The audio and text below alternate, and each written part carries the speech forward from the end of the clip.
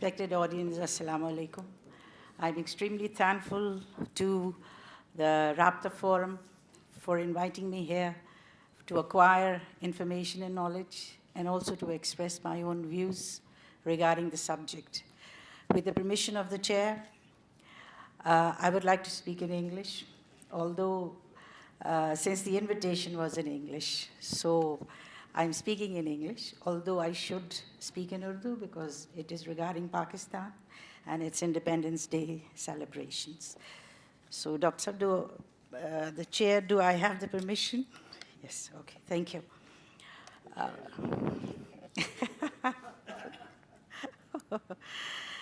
The topic given to me is Pakistan's foreign policy, an appraisal of the past to the present.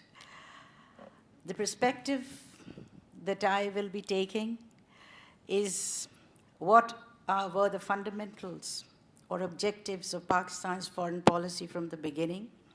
Has there been any change? Or what do we expect in the future? So before I explain or discuss the subject, I would like to express that the fundamentals remain the same, given to us by the founder of the nation, Quaid-e-Azam Muhammad Ali Jinnah.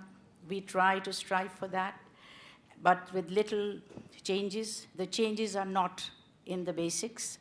The changes are, which should be, that we have to revisit our foreign policy in view of the global and regional demands, and at the same time, our own policy perspectives, which are influenced not by external demands only, but by internal requirements as well.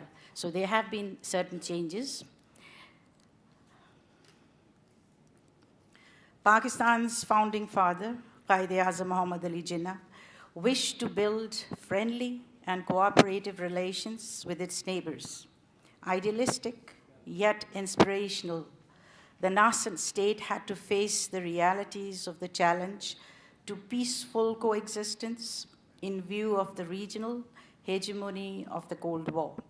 Pakistan began to look outward for friends and allies to safeguard its independence, strengthen its security, and improve its economic conditions.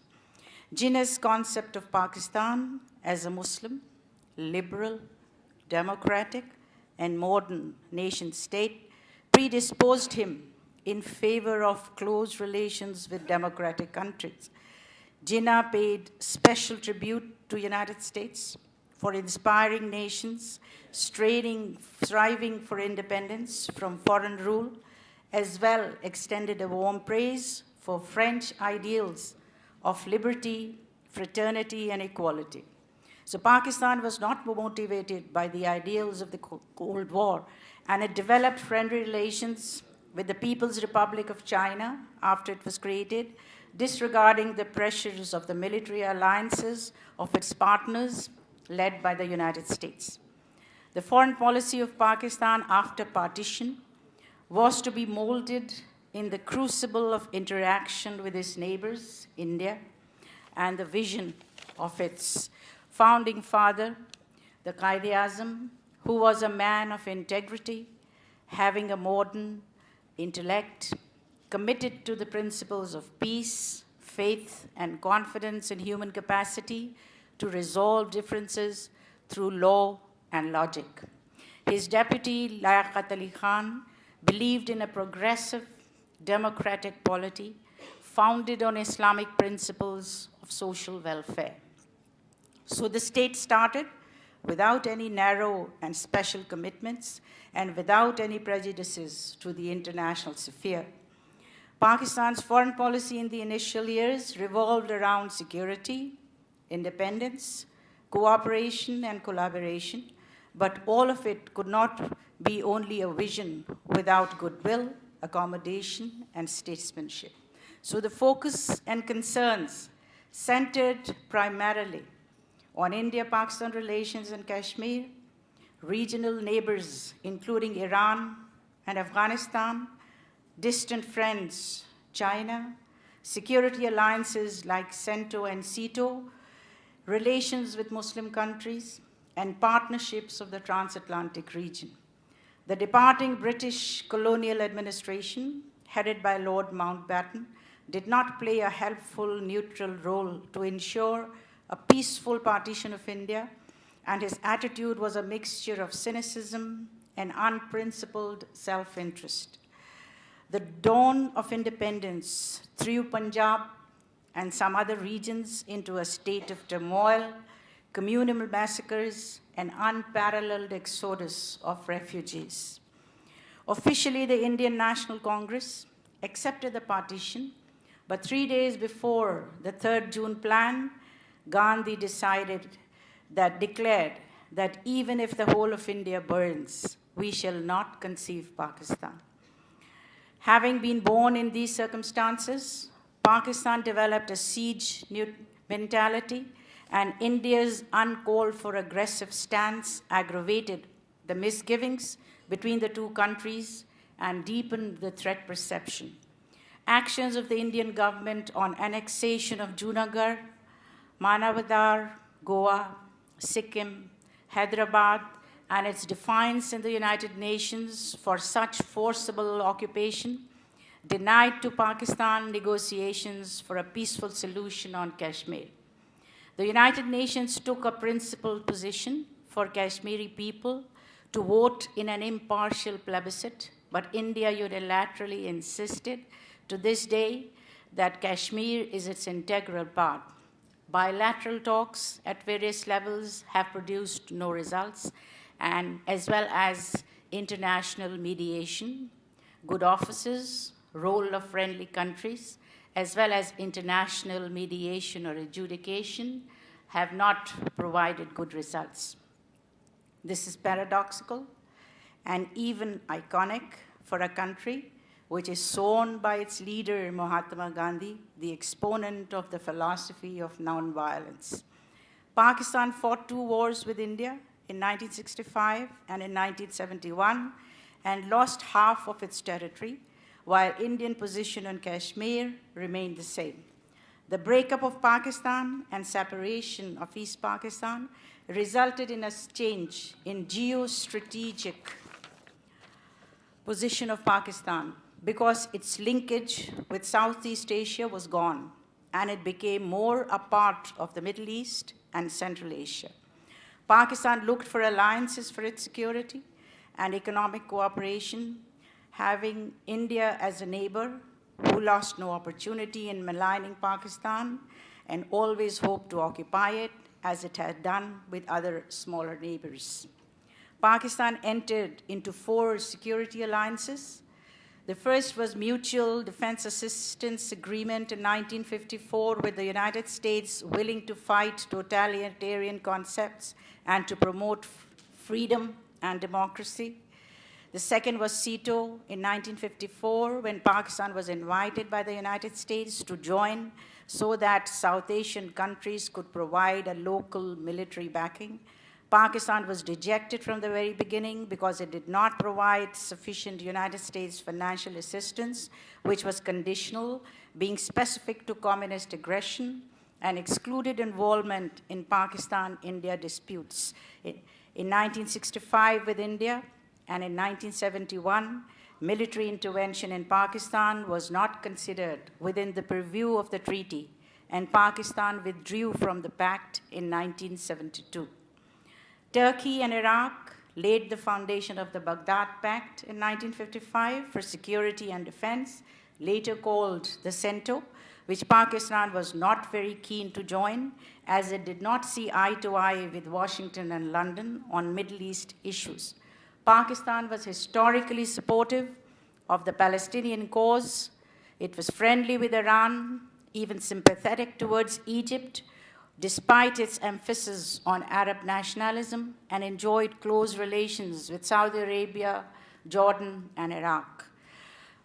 The fourth was bilateral defense cooperation in 1959, in which the United States pledged to assist Pakistan in case of armed aggression, for preservation of national independence and promotion of economic development. Pakistan regarded this alliance with the United States as the sheet anchor of Pakistan's foreign policy. But when Pakistan developed friendly relations with China, United States decided to provide military aid to India, and USSR abused its veto in the Security Council to prevent adoption of every resolution on Kashmir because it was outraged by Pakistan's decision to allow United States spy aircraft to fly from Peshawar for high-altitude surveillance on Soviet territory. Pakistan-United States relations were under a strain since 1962 onwards because Pakistan achieved a kind of parity in its relations with the United States, China, and USSR. When it quit SEATO and CENTO, it was able to join the non-aligned movement, the NAM, thereby filling the gap in its international profile. Absence from NAM was a stigma on Pakistan's foreign policy and had left the field open for Indian manipulations, though NAM membership has not been worthwhile, as it has been rather tall on rhetoric and short on substance, but it has been outspoken on political issues of the third world, like anti-colonialism and racial discrimination. Though the divisions of East and West are no more, still, even in a unipolar world, the issues of the third world remain. Apart from the perennial antagonistic relations with India, another dimension to Pakistan's foreign policy is having close ties with the Islamic world, not only because of ideology, but because of its constitution as well. It has provided enthusiastic support to liberation struggle of many Muslim countries in Africa, namely Tunisia, Morocco, Algeria, Libya, Sudan, and Somalia. It has supported Indonesian Muslims in Indonesia, Muslims in Bosnia, Chechnya, and Kosovo. It has remained unwavering in its support to Palestine and the Arab cause. It stands for the status of the holy city of Jerusalem against Zionist and US approach, antagonizing both as well as the Western media. Pakistan has a very strong and growing bonds with Turkey, collaborating in economic bonds in ECO. It is successfully extending its ties with Central Asian states after the collapse of the Soviet Union. Saudi Arabia is a country perhaps closest to Pakistan's heart, having a tremendous emotional and religious attachment. Both countries have stood by each other on most political issues. Pakistan has provided security support to Saudi Arabia to strengthen its defense against Israel, and Saudi Arabia supports Pakistan on the Kashmir dispute. It is also a principal aid donor to Pakistan over the years. But after the Islamic Revolution in Iran, the threat perception of Saudis have changed, and it was this threat perception which propelled Saudis to support Iraq in the 8-year war ending in 1988. Iranian influence is visible in Pakistan's language and culture, and there is tremendous goodwill for Iran amongst the Pakistani people. It is also a strategic necessity for Pakistan because of Indian hostilities. There were some differences between the two countries when relations became lukewarm after the revolution. Pakistan was viewed as a pro-West, and its old links with the Shah of Iran aroused some suspicion. Also, communal interests between Shia and Sunni population of Pakistan led to some discomfort. Presently, ties between the two countries have stabilized in view of economic and strategic demands. Libya, Egypt, and Palestine have all fared well in Pakistan's foreign policy, with a few ups and downs. Gulf states have been a priority area for Pakistan, and it has received substantial economic aid from the United Arab Emirates. African Muslim countries have been ignored to some extent by Pakistan's policymakers, but it has been our relations with the Soviet Union in 1960. China did not hold Pakistan back.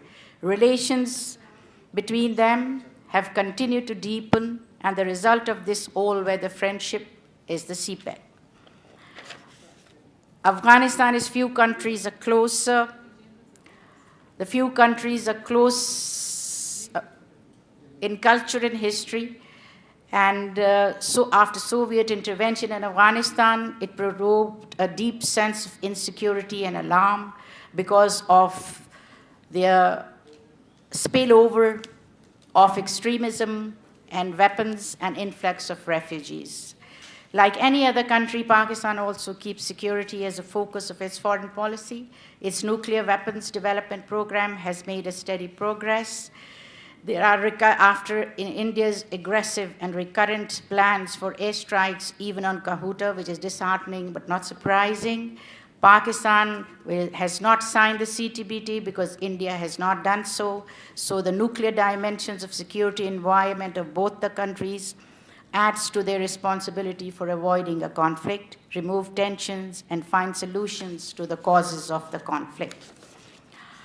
In the future, we hope that after the new government in Pakistan is installed, we have high hopes. There have been illustrations and moves by the present Prime Minister in waiting that he is going to deal with the United States, with Afghanistan, as well as India, on terms of mutual respect and freedom. So we expect good for the future. We hope that the foreign policy of Pakistan will be more pragmatic, and whenever a change is required, that will be adjusted to without ignoring or striking at the basic fundamentals.